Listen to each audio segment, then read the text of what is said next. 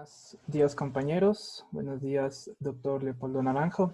Nos encontramos nuevamente en una nueva sesión del seminario 2 de la unidad 4, correspondiente a tipos de fermentación, en la cual nos tocó el tema de introducción a la fermentación alcohólica. Los expositores son Alex Arias, Cristian Sillagana y quien les habla, Luis Calvo. Para empezar, nosotros hemos subdividido nuestra presentación en 4 secciones, en la cual está presentación con objetivo general, objetivos específicos, introducción con fermentación alcohólica, una breve historia de la obtención de etanol y los principales microorganismos asociados. En la tercera parte tenemos lo que son bioprocesos, principales materias primas empleadas y rutas metabólicas de producción de etanol. Y para finalizar, tenemos las tecnologías, como son el efecto Pasteur y tecnologías asociadas a la producción de cervezas, vinos, bebidas espirituosas y biocombustibles.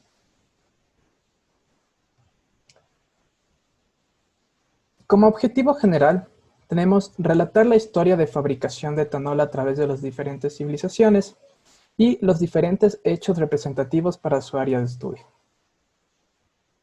Como objetivos específicos, comprender la fermentación alcohólica y su importancia en el tiempo. Mostrar la implementación de la biotecnología en la antigüedad como un conocimiento empírico en las civilizaciones. Y, finalmente, establecer la importancia de los microorganismos como una fuente infinita de recursos para el avance de los bioprocesos y la matriz productiva de las sociedades actuales.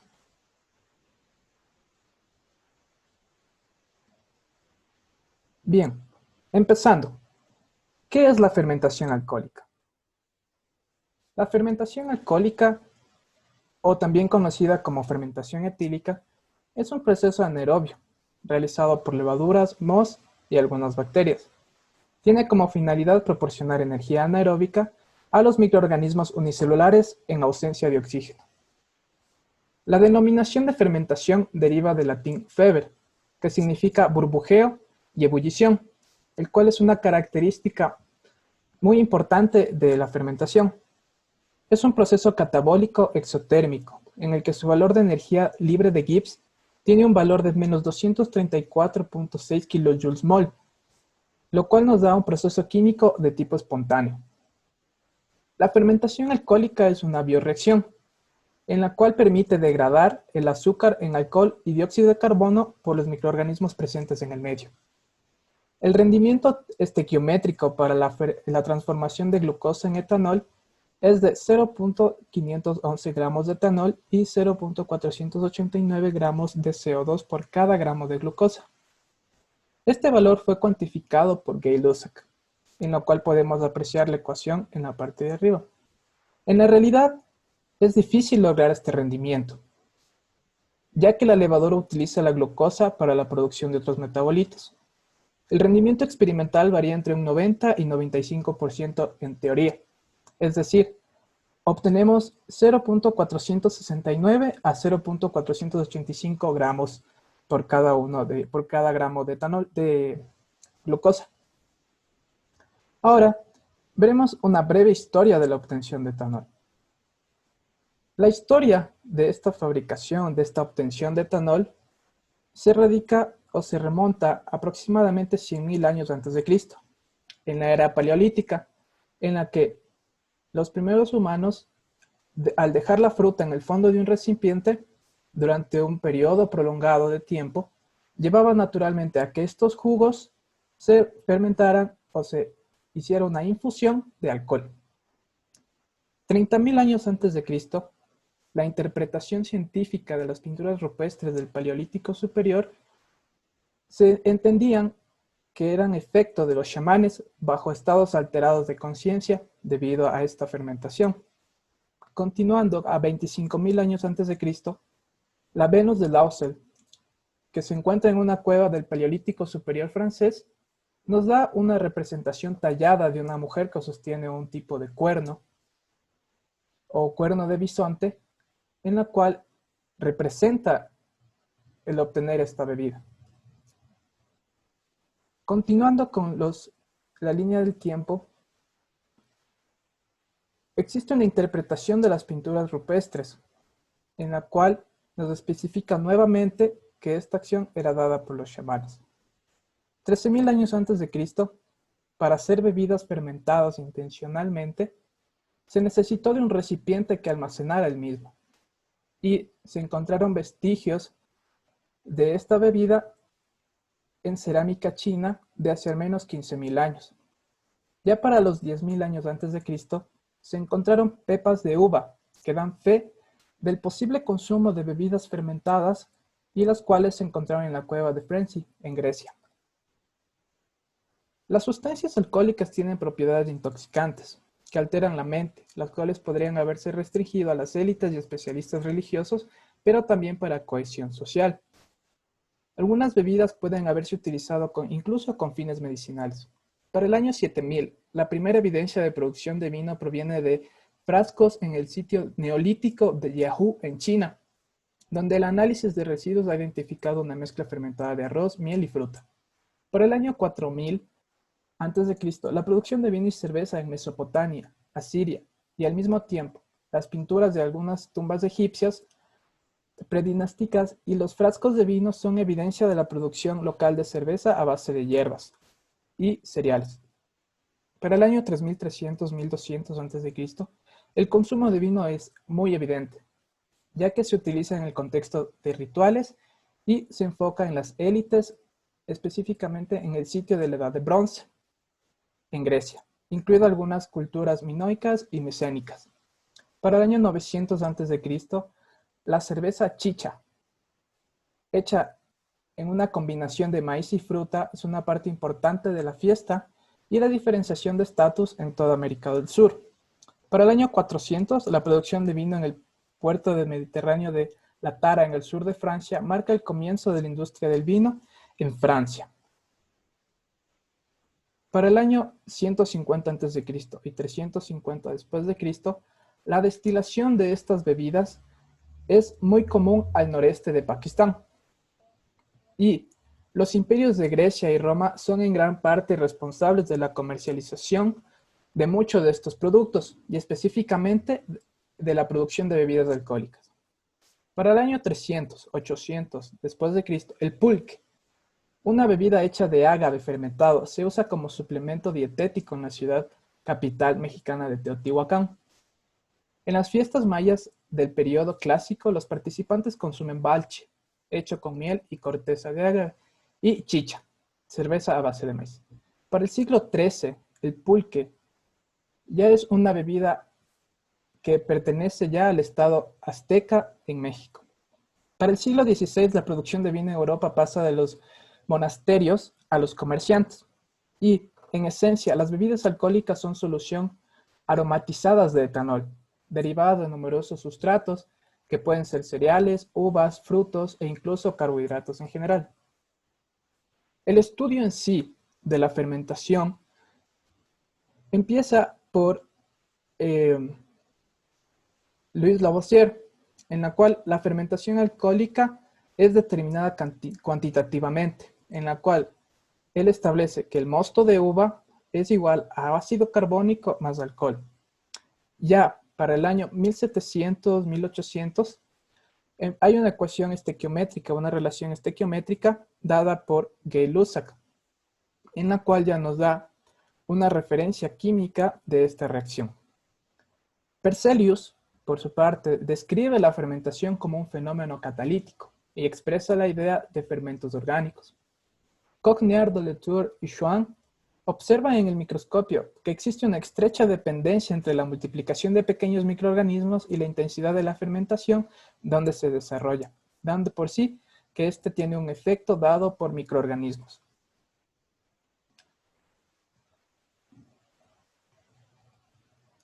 Ahora, ¿cuáles son estos microorganismos que se descubren que tienen gran parte o una asociación con esta fermentación? Tenemos a las levaduras, que son los principales actores en esta fermentación, que son la Saccharomyces ellipsoides, la cual es una levadura más activa en la vinificación, fermenta glucosa, sacarosa y maltosa. Tenemos también la Saccharomyces apiculus, la cual tiene una muy gran importancia en el vino y la sidra. Solo fermenta la glucosa. Deja de reproducirse cuando la concentración de alcohol alcanza los 3 o 4 grados. Y en el caso de los vinos, cuando se llega a esa concentración, empieza a actuar la Saccharomyces epsidius. Tenemos la Saccharomyces apiculatus, la cual se desarrolla en el mosto de la cerveza. Fermenta glucosa, maltosa y sacarosa. Tenemos también la Saccharomyces pastorianus, en la cual existen 3 variedades. Una de ellas produce vinos de sabor áspero. Las otras actúan sobre la cerveza produciendo líquidos turbios y de sabor amargo. Tenemos también la Saccharomyces bayanus, la cual se utiliza en la elaboración de vinos y sidra en la fermentación y para hacer bebidas destiladas.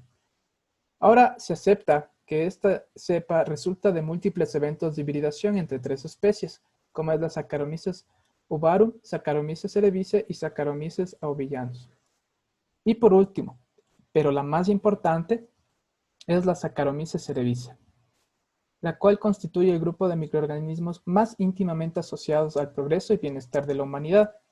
Puede aislarse con facilidad de plantas y tierra, así como del tracto gastrointestinal y genitales humanos. Es una de las especies consideradas GRAS, alcanza valores de materia seca de entre 18 y 20% y un contenido de proteína bruta de 32 a 36% sobre base seca.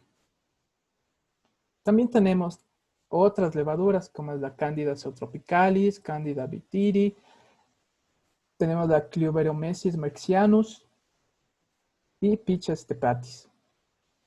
Dentro de las bacterias que realizan la fermentación tenemos también a la Pseudomonas mobilis, la cual es un bacilo gram negativo, no esporulado, anaerobio facultativo y aislado de bebidas alcohólicas.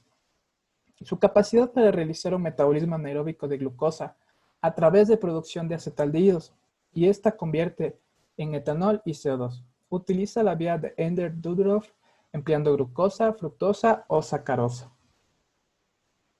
Ahora mi compañero Alex les va a presentar cuáles son las principales materias primas empleadas. Ahora, lo que son las materias primas, tenemos primero que recordar que una materia prima es todo bien transformado durante un proceso de producción hasta que se convierta en un bien de consumo, es decir, su cercanía a su estado natural. En este caso tendremos 3 tipos de materias primas para lo que es la fermentación alcohólica. Tendremos las que son las sacaroideas, amiláceas y celulósicas. Ahora, pasando a lo que son las sacaroideas, entonces vamos a tener que requieren un menor procesamiento, ya que se extraen directamente, se pueden extraer desde la miel o del jugo de las frutas, ya que también antes de fermentar las mezclas y otros jugos se diluyen para poder ajustar un pH adecuado. Entonces, lo que son en las frutas, estas hay que triturarlas o machacarlas para poder hacer la extracción de jugo, en donde en las manzanas se extrae cerca de un 75% de glúcidos y en las uvas un 80% para la fermentación. Ahora, pasando a lo que son las amiláceas, tenemos que recordar que el almidón es una macromolécula y se encuentra compuesta por 2 polímeros de glucosa, que son respectivamente la amilosa y la amilopectina. Así que para esto, el almidón se encuentra protegido o desprotegido, ya sea protegido, como pasa con el maíz o con el trigo, que el almidón se encuentra dentro de un grano. Entonces, para eso hay que triturarlo. En cambio, con la papa está desprotegido, se puede obtener el almidón directamente. Este tipo de materia prima requiere una cocción para poder realizar una disolución del almidón y posterior a eso existe la actividad enzimática para poder romper el almidón y poder obtener los polímeros de glucosa.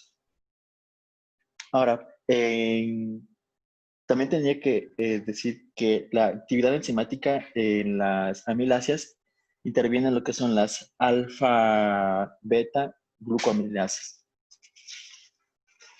Pasando a lo que son las materias primas celulósicas, porque la celulosa, también hay que recordar que la celulosa es un homopolisacárido, es decir, está compuesto por moléculas beta-glucosa. Y esta de aquí también es la más abundante, ya que forma parte de la mayor parte de la biomasa terrestre. Entonces, aquí tenemos que la materia prima pueden ser tallos de maíz, madera, algodón o papel. Este de aquí tiene un gran impacto dentro de la industria, ya que una tonelada de periódicos viejos podrían proporcionar cerca de 70 galones de etanol. Y también es una materia prima barata, e incluso se la puede conseguir gratis. Ahora, ¿cuál es el problema de este tipo de materia prima? Es que como tienen una sustancia que encierra la celulosa que se llama lignina, es más difícil poder acceder a ella y poder realizar esa actividad enzimática y obtener el alcohol. Entonces, eh, para esto, un laboratorio, Nova Laboratories, que se encuentra en Gran Bretaña, han desarrollado dos tipos de enzimas, celular y celovias, que son respectivamente para poder degradar lo que es la celulosa dentro de en esta materia prima. Ahora, pasando a lo que es el recuadro de materias primas, podemos observar que tenemos, de acuerdo a la distribución geográfica, tenemos distintos tipos de materias primas como el arroz, la miel, las uvas, ciruelas. Cada una va a tener distinto tipo de materia prima y con ello también distinto tipo de bebida alcohólica que se tiene después. Pasando a lo que es la ruta metabólica, nosotros vamos a observar que tenemos como principal la D-glucosa. En la D-glucosa van a actuar lo que es la enzima, una fosfotransferasa, también con acción de ATP, para poder pasar de esta a una beta-glucosa. La beta-glucosa se va a encontrar sometida por NADP para poder formar NADPH, también iones hidrógeno, y poder acoplar este grupo fosfato dentro de esta molécula. Luego vamos a ver que ese anillo se va a romper, se va a quedar estirado, donde va a actuar el agua y después vamos a obtener un glucanato, que sea por hidrólisis. En esta parte de aquí vamos a observar que se va a producir un ataque nucleofílico en donde se va a romper esta molécula en dos. Entonces, produciendo una gliceraldehído fosfatasa y en el otro caso es el piruvato. La anterior molécula mencionada se va a encontrar sometida por una aldasa y por ADP para poder producir dos moléculas de ATP, para poder producir NADH y también después generar las dos moléculas de piruvato que ya obtenemos, acción de dos moléculas de NADH y finalmente vamos a ver cómo se producen las dos moléculas de etanol, que son de interés, y las dos moléculas de dióxido de carbono. Ahora mi compañero Cristian va a pasar a explicarle lo que son el efecto Pasteur. A continuación les voy a explicar lo que es el efecto Pasteur, pero antes contextualicemos un poco. Sabemos que los carbohidratos son una de las principales fuentes de energía de las células vivas. A su vez, en los seres aeróbicos, los carbohidratos se descomponen en lo que es energía, ATP, CO2 y agua, mientras que en los seres anaeróbicos, estos carbohidratos se descomponen en sustancias mucho más pequeñas que posterior pasan a formar procesos de fermentación. Entonces, el efecto Pasteur fue descubierto en 1857 por Louis Pasteur y se produce en seres anaerobios facultativos, es decir, en levaduras, y se trata de una inhibición de la fermentación alcohólica en presencia de oxígeno. Para explicar el efecto Pasteur, lo hacemos mediante un ejemplo, que en un matraz tenemos una sustancia azucarada, agregamos levaduras, si tapamos este recipiente o matraz, va a suceder el proceso de fermentación. Mientras que si abrimos, le tiramos el tapón, sucede el efecto Pasteur, que se refiere que ingresa aire u oxígeno al sistema, se reduce la tasa de destrucción de los carbohidratos, disminuye o se suprime la formación de los productos típicos del metabolismo anaeróbico y como resultado tenemos un aumento en el crecimiento de las levaduras y disminuye la producción de alcohol. En cuanto a las nuevas tecnologías asociadas a los bioprocesos, primero, bioprocesos es todo proceso industrial que involucra la manipulación de organismos vivos o sus componentes celulares para proveer bienes o servicios. Eh, Factores que afectan el crecimiento y el desarrollo de las levaduras, principalmente la presión osmótica. La nutrición de las levaduras es un proceso puramente osmótico. Es importante evitar medios hipertónicos para así no causar la plasmólisis de las levaduras. La temperatura. A altas temperaturas ocasiona una disminución de la biomasa, mientras que a bajas temperaturas provoca un estado de latencia en las células deteniendo su desarrollo. La secación es uno de los principales agentes que inhibe la actividad y el desarrollo de los microorganismos. En cuanto a la luz, dado que no son seres fotoautótrofos, no necesitan presencia de luz. El pH puede variar de 4 a 5. En cuanto al alcohol, a grandes concentraciones puede actuar como un inhibidor. Dentro de la fabricación de cerveza tenemos dos tipos de fermentación. La fermentación Alex, que se refiere a alta fermentación debido a las temperaturas que van desde los 15 a 25 grados centígrados. Y se fermenta, las levaduras van a estar en la parte superior de la sustancia. Mientras que la fermentación Leach se refiere a bajas fermentaciones que la temperatura suele estar entre los 6 a 10 grados centígrados y las levaduras se encuentran en la parte superior de la sustancia. Ahora sí les vamos a hablar sobre las nuevas tecnologías asociadas a la cerveza. Puedes pasar. En este caso, principalmente se trabaja con lo que son las levaduras Saccharomyces cerevisiae. En cuanto a la modificación genética, a continuación les voy a explicar unos ejemplos. Por ejemplo, levaduras con altos niveles de NADH. Esta es una investigación realizada por investigadores chinos en donde su principal problema es que la cerveza a partir del primer año de producción empieza a emanar sabores desagradables que se le conoce como rancio. Eso se debe debido a compuestos químicos como los aldehídos o los acetoaldehídos, que son subproductos de la fermentación de las levaduras. Entonces, estos científicos modificaron genéticamente el genoma de la Saccharomyces cerevisiae y especialmente 4 genes que están relacionados con la producción de NADH. Y como resultado, obtuvieron nuevas levaduras con la capacidad de producir de 26 a 47% menos acetoaldehído en la cerveza y además de compuestos químicos antioxidantes. En cuanto a la híbrido mori, es el resultado del cruce de la Saccharomyces cerevisiae y la Saccharomyces ovarum.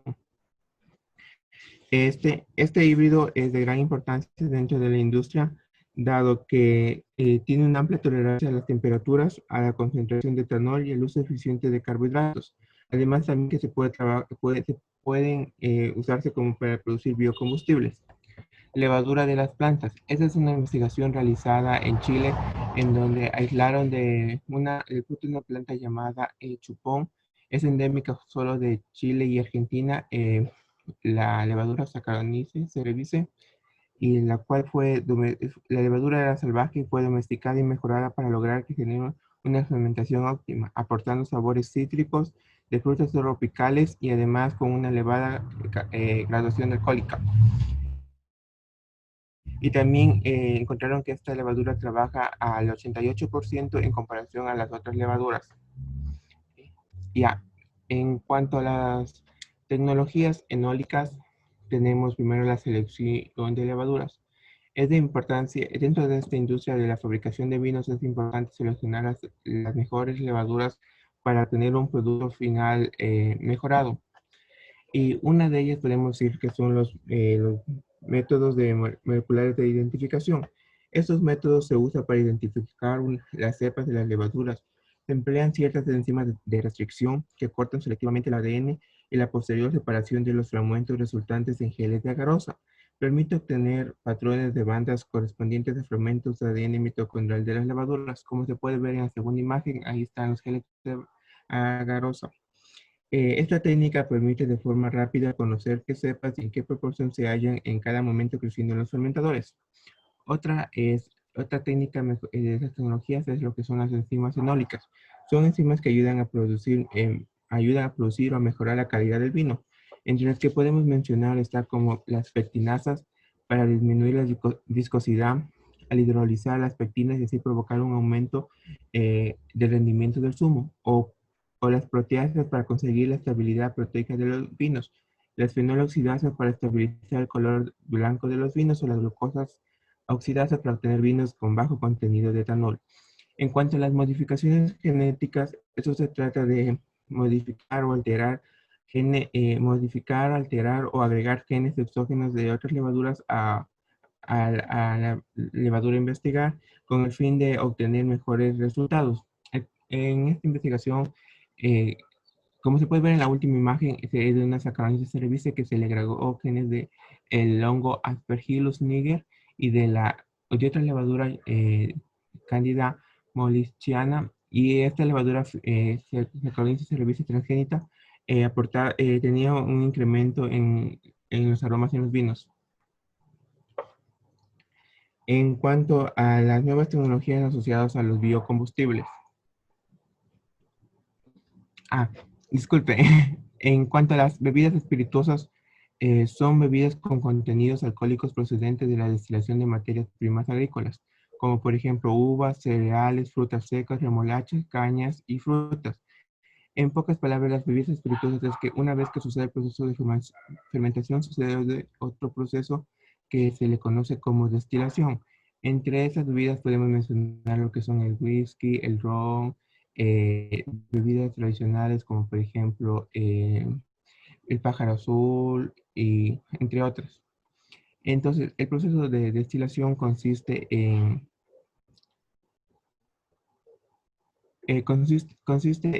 calentar la sustancia fermentada a ciertas temperaturas. Hay que tener en cuenta que el punto de fusión del agua es de 100 grados centígrados y del alcohol es de 78,3. Se tiene que calentar en una temperatura menor a 100 grados centígrados, pero superior a 78,3. Con eso el alcohol se va a evaporar, y mediante los tanques de enfriamiento que contienen aguas, el alcohol evaporado se va a, se va a convertir en líquido.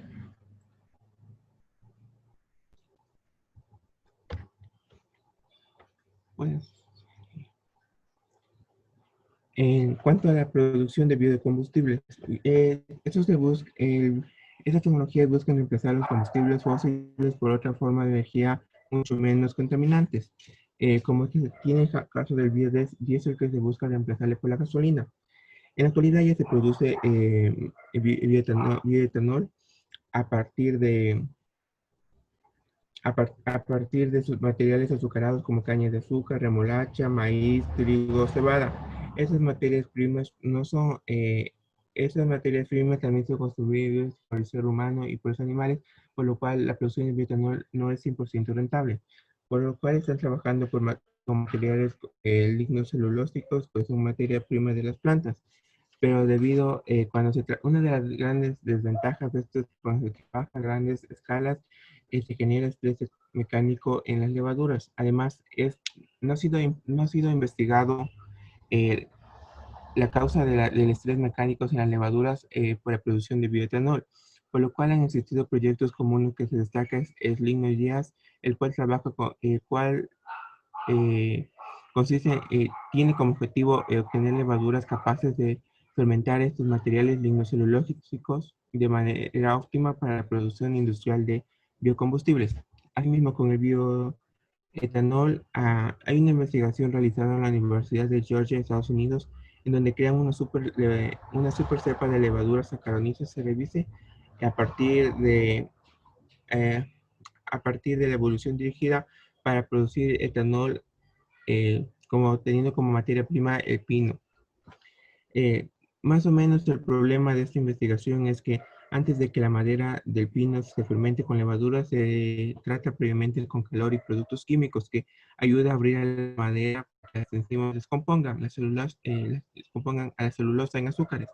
Una vez que se liberan los azúcares, las levaduras se convierten en etanol, pero no es tan sencillo así, dado que en el momento del tratamiento de la madera eh, hay compuestos químicos que matan incluso a las levaduras más resistentes industrialmente, por lo cual esos investigadores trataron de, a la Saccharomyces cerevisiae, hacer una evolución dirigida. Es decir, que durante un periodo de 2 años ellos cultivaron la levadura en entornos inhóspidos, como por ejemplo adaptándoles a compuestos químicos tóxicos.